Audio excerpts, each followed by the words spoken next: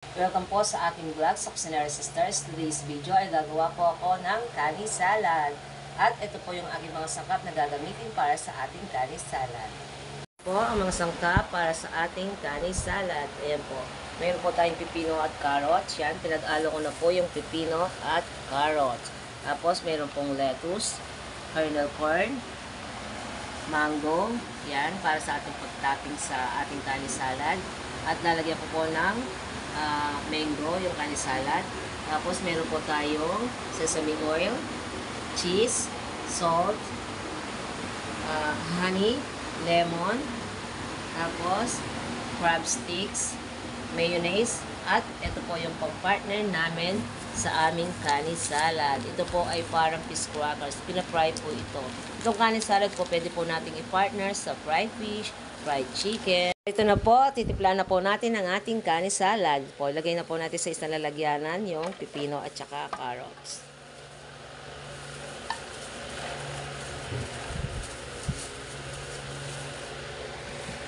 Tapos, lagay po natin ang ating crab sticks.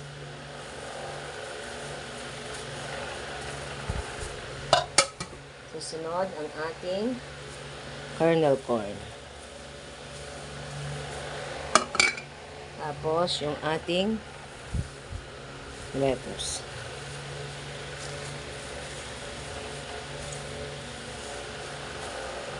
Magkakasya. Magkasya. Tapos, lagay natin yung ating cheese. Dahil ganito po ang aking version, lalagyan ko po ng cheese. Mas masarap po pag may cheese. Tapos, gagawin na po natin ang kanyang sauce, mayonnaise. Gawin po natin ang ating sesame oil, honeybee,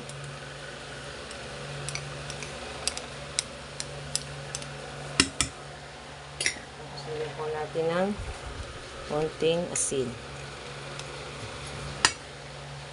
At yung ating lemon. Wala ng buto to. Tinanggal ako na ng buto. Eh, meron pa pala. Meron pa palang buto. Wait ah. Tanggalin na lang natin yung buto. Naghihintay na po yung titikim dito sa aking kani salad.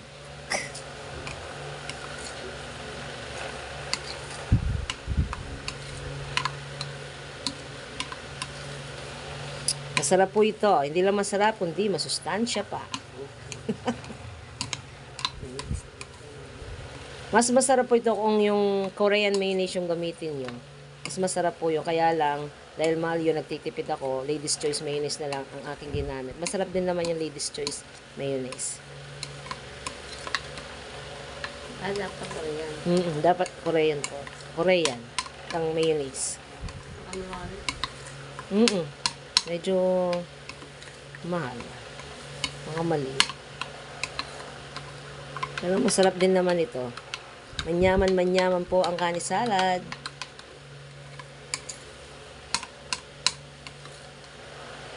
Yan. So ito po, isasalin po natin yung ating gulay dahil hindi po ako magkasya. Hindi po magkasya sa aking lalagyan.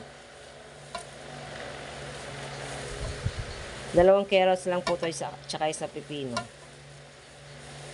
Marami na.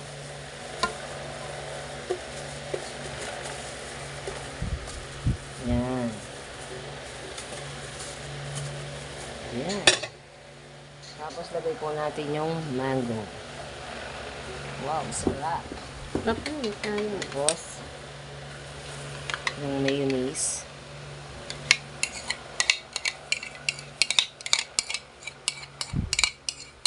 Yummy yan.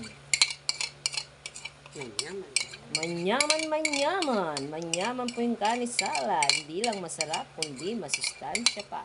Shoutout po sa ating mga classmates. At po ng aming mga subscribers. Marami pong salamat.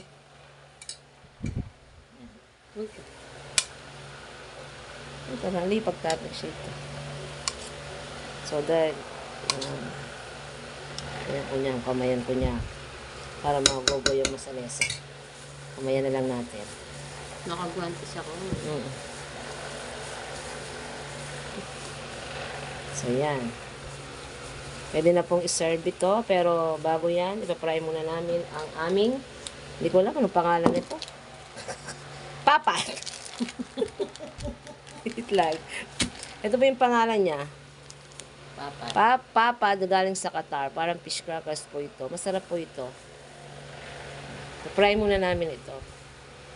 Yan po, ipapry na po natin ang ating pang-partner sa ginawa kong kani salad. And alam ko na po ang pangalan niyan.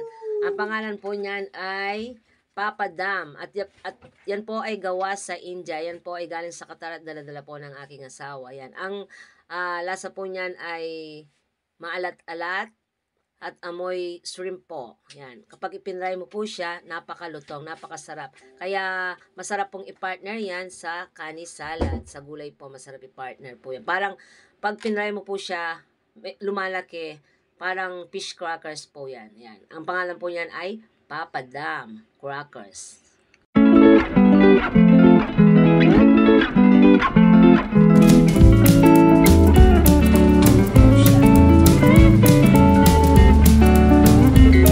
Yan na po ang finished product ng ating kani salad with Papadam Crackers. Yum, yum, yum!